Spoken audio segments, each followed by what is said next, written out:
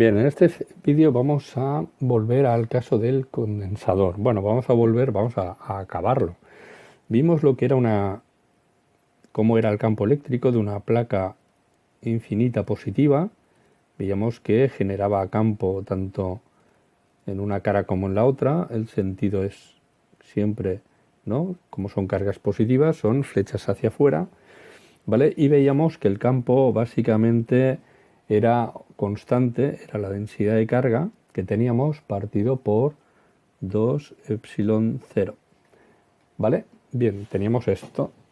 ¿Qué ocurre si nosotros ahora cogemos y ponemos una segunda placa? ¿Vale? Aquí ponemos otra placa, ¿sí? Pero ahora la ponemos de cargas negativas, todo cargas negativas, ¿vale? Bien, pues en este caso el campo eléctrico, según el convenio, básicamente sería flechas, vamos a poner flechas que se dirigen hacia la placa, ¿vale? Es decir, tendríamos esto, aquí líneas y aquí más líneas de campo, ¿vale? Bien, si aplicáramos otra vez Gauss, pero cogiendo todo el conjunto, ¿vale? Lo que veríamos sería igual que antes, voy a ponerlo aquí al ladito, cogería un cilindro que fuera de arriba abajo, ¿vale? Y que me pillara todo el campo, ¿vale? Lo que ocurre es que, por un lado, el campo este de aquí abajo, ups, entra y este de aquí sale, con lo cual estos dos es como que se cancelan y entonces el que queda neto es el que queda entre las dos líneas. Y básicamente, ¿cuánto vale? Pues, hombre, si las placas son idénticas, el número de cargas es idéntica, ¿vale? Pues yo creo que el campo verde tiene toda la pinta de valer lo mismo que el azul, sigma partido 2 epsilon 0. Y como se van a sumar los dos, tendré un campo neto entre las cargas que va a valer sigma partido epsilon 0. ¿Vale? Básicamente será esto. Entonces, muy bien, ya tengo el campo eléctrico creado por dos placas que normalmente diríamos que son infinito, pero en la práctica no hace falta que lo sean, simplemente que la distancia entre ellas, vamos a poner que esta distancia entre ellas d sea mucho más pequeña que lo que es el tamaño de las placas. Básicamente lo que estamos despreciando es que cuando tenemos placas que no son infinitas, el campo eléctrico aquí en los bordes tendrán formas un poquito diferentes, no serán, se curvarán, ¿vale? No será uniforme como en el centro.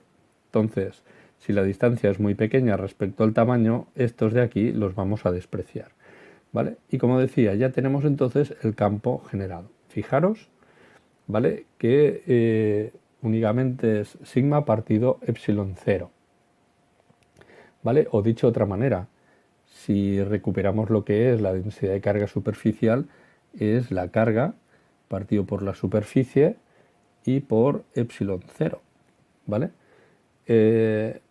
Bien, como campo eléctrico no es una cosa que nos vaya a ser muy útil más adelante a nivel eléctrico, sí que nos va a ser útil, ¿vale? Lo que va a ser el potencial, el potencial que hay entre esas dos placas, ¿vale?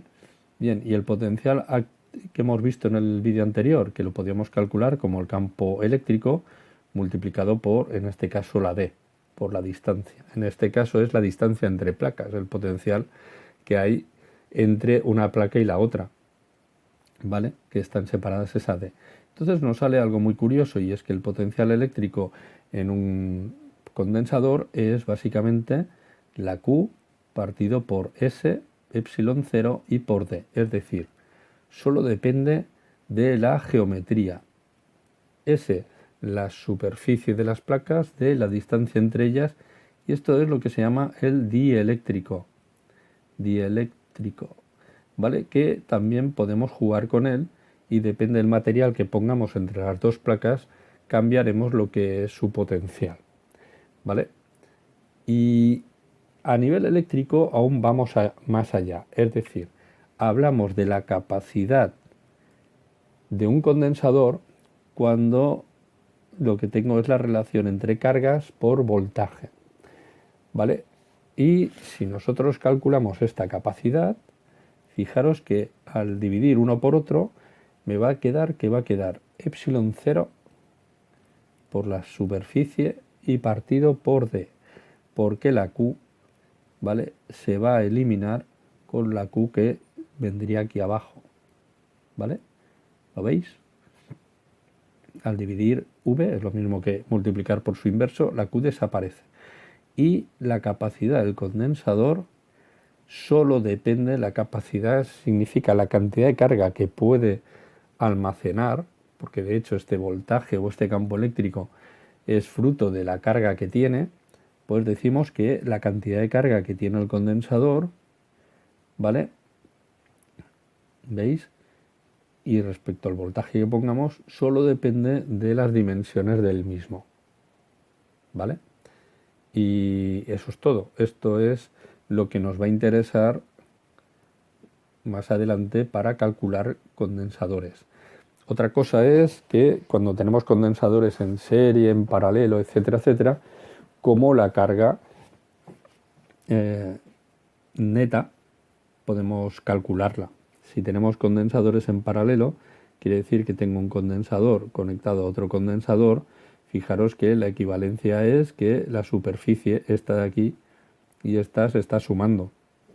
Con lo cual, si esto tiene una capacidad 1 y esto una capacidad 2, la capacidad total será C1 más C2. ¿Vale? La que ya es un poquito más difícil de demostrar es cuando tengo dos condensadores en serie.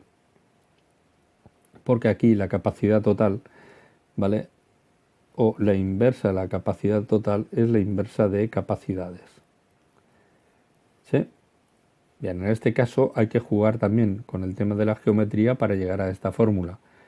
Pero la que es ya muy fácil de ver es esta, ¿vale? Como veis, cuando están en paralelo se ve claramente, ¿vale? Porque con el cable lo que estamos es uniendo el potencial de las placas de arriba, las positivas pongamos, y con el de abajo las negativas, ¿vale? Luego ya se ve que esto es equivalente a un condensador grande, ¿vale?, que cumpla esto.